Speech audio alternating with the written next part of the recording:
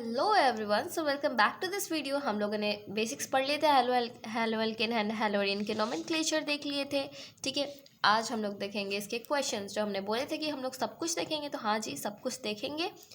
जो भी समझ में नहीं आया आप कमेंट सेक्शन में लिख सकते हैं, मैं आपकी रिप्लाई ज़रूर करूँगी। सो चलिए गाइस स्टार्ट करते हैं। सबसे पहला जो क्वेश्चन था इंडेक्स में ही था, एक सॉल्व किया था एनसीईआरटी का question. Right all structural isomer of C5H11 C5H11Br। Okay, so guys इसके 8 स्ट्रक्चरल आइसोमर्स होते हैं। कैसे कैसे?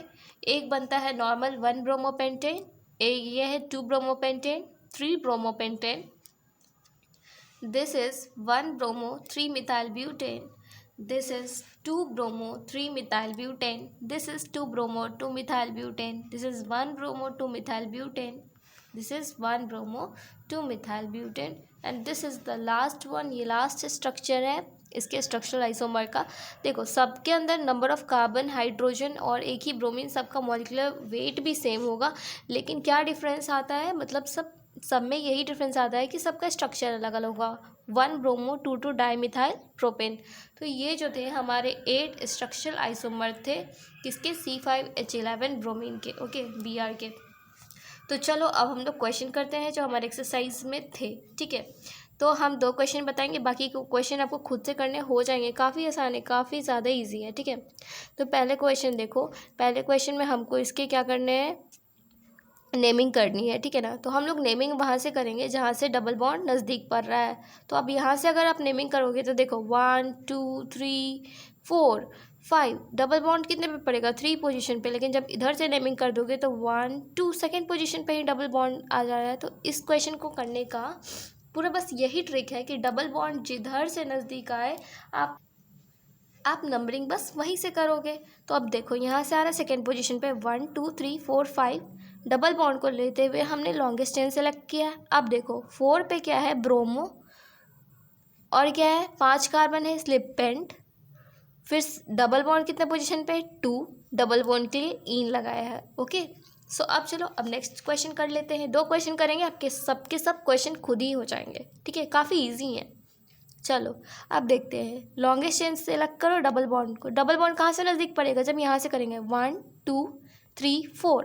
अब देखो दो ग्रुप आ गए। 2 पे मिथाइल, देखो 2 पे क्या है? मिथाइल, और 3 पे क्या है? ब्रोमो। तो हम लोग नेमिंग कैसे करेंगे? हम लोग ब्रोमो को फर्स्ट लिखेंगे। क्यों? क्योंकि ब्रोमो बी से होता है ना, बी पहले आता है तब दो आता है ना। तो क्या है? 1 2 3, थर्ड पोजीशन पे क्या है? ब्रोमो, सेकेंड पोजीशन पे क्या है? मिथाइल। 4 कार्बन 1 2 3 4, 4 कार्बन के लिए हमने लिखा है ब्यूट। 1 पोजीशन पे डबल बॉन्ड है इसलिए लिखा है 1 ईन। ठीक है, फिर मैंने यही पॉइंट लिख लिया है कि डबल बॉन्ड को हम लोग हायर प्रायोरिटी देंगे देन सब्स्टिट्यूएंट। जैसे कोई भी यहाँ पे हेलोजन दिया हुआ है, फिर कोई भी अगर डबल बॉन्ड को पहले प्रायोरिटी देंगे। अब आता है एक बॉन्ड लेंथ का ऑर्डर। छोटा सा पॉइंट है, जान लो। देखो, फ्लोरीन से बड़ा होता है क्लोरीन, क्लोरीन से बड़ा होता है ब्रोमीन, ब्रोमीन से बड़ा होता है आयोडीन। ये हम लोग पीरियोडिक टेबल में पढ़े हैं ना, तो यहाँ पे भी सेम होता है। जब हम लोग CH3F, CH3Cl, CH3Br, CH3I में सबसे बड़ा बॉन्ड लेंथ जो होता है वो CH3I के अंदर, फिर CH3Br, CH3Cl, देन CH3F के अंदर होता है। अब बॉन्ड एंथैल्पी की देखो। बॉन्ड एंथैल्पी क्या होता है कि कार्बन और हेलोजन, देखो CH3F किसके बीच में बॉन्ड है भाई? कार्बन हेलोजन के बीच में बॉन्ड है। तो इसको ब्रेक करने में जितनी हम एनर्जी देते हैं उसको हम बॉन्ड एंथैल्पी कहते हैं। ठीक है, तो ये बॉन्ड छोटा है भाई। CH3F साइज छोटा है, इसका बॉन्ड छोटा होगा। बॉन्ड छोटा है तो इसको तोड़ने में हमको ज़्यादा एनर्जी देनी पड़ेगी, इसलिए बॉन्ड एंथैल्पी का ऑर्डर हो जाता है CH3F, CH3Cl, Cl, CH3Br, CH3I। Because छोटे बॉन्ड को तोड़ने में ज़्यादा एनर्जी देनी पड़ेगी, ज़्यादा बॉन्ड एंथैल्पी हो जाएगी। डाइपोल मोमेंट का ये ऑर्डर याद रखना होता है, ये बहुत इंपॉर्टेंट है, बहुत इंपॉर्टेंट। ये याद कर लो। CH3Cl का सबसे ज़्यादा होता है। सबको लगता है CH3F, गलत कर देते हैं। CH3Cl का ज़्यादा होता है, फिर CH3F, देन रेगुलर ट्रेंड में CH3Br, CH3I। ये याद रखना है, सब लोग गड़बड़ करते हैं इसमें। अब देखो हम लोग बताते हैं, हेलो अल्केन पढ़ रहे हैं तो भाई हेलो अल्केन का हेलो एरीन चैप्टर है, तो हम पढ़ेंगे ना कि बनाया कैसे जाता है इसको। तो सबसे पहले प्रिपरेशन हम लोग आज देख लेते हैं कि अल्कोहल से कैसे करते।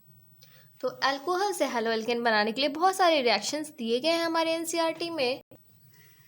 तो हम भी कुछ उन्हीं रिएक्शंस को देखते हैं। तो पहले ROH जब अल्कोहल लिए हैं, फिर हम इसका हाइड्रोक्लोरिक एसिड के साथ रिएक्शन कराते हैं, तो हम रिएजेंट क्या लेते हैं, ZnCl2, तो बन जाता है RCl प्लस H2O, बाहर निकल जाता है। 3-4 बार आप ये रिएक्शंस लिखोगे तो आपको याद हो जाएगा। सेकेंड है, जब हम ROH लिए हैं, फिर हम NaBr लिए हैं, NaBr के साथ रिएक्शन कराते हैं हम सल्फ्यूरिक एसिड H2SO4 का, तब हमारा RBr बन जाता है ब्रोमो अल्केन, और NHSO4 H2O बाहर निकल जाता है। अब देखो, अल्कोहल लिए हैं और PX3 लिए हैं। PX3 का मतलब क्या हुआ, या तो हम PCl3 ले सकते हैं, PBr3 ले सकते हैं, इसमें यही ले सकते हैं, क्लोरीन और ब्रोमीन ही ले सकते हैं। तो क्या बन जाएगा, अल्काइल हैलाइड RX बन गया, और POX3, अगर यहाँ पे सॉरी RX बना, ये इधर चली गई थी, RX बना और S3PO3 बाहर निकल जाएगा। क्या निकला, S3PO3 बाहर निकला।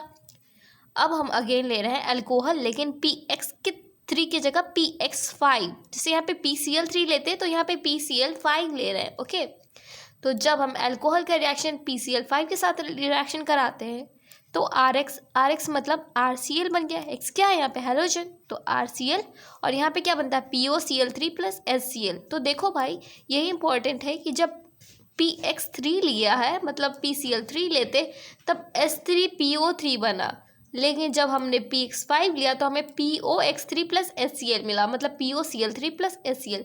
यही इंपॉर्टेंट है कि निकलेगा क्या। ओके, अब देखो एक और रिएक्शन दिया गया है कि अल्कोहल का रिएक्शन जब हम रेड फॉस्फोरस के साथ कराते हैं और यहाँ पे हैलोजन ले लेते हैं, ब्रोमीन और आयोडीन, तो हमें RX मिल जाता है। और एक लास्ट रिएक्शन है जो कि सबसे अच्छा रिएक्शन होता है अल्काइल हैलाइड को, क्योंकि इसमें हमें प्योर अल्काइल हैलाइड मिलता है।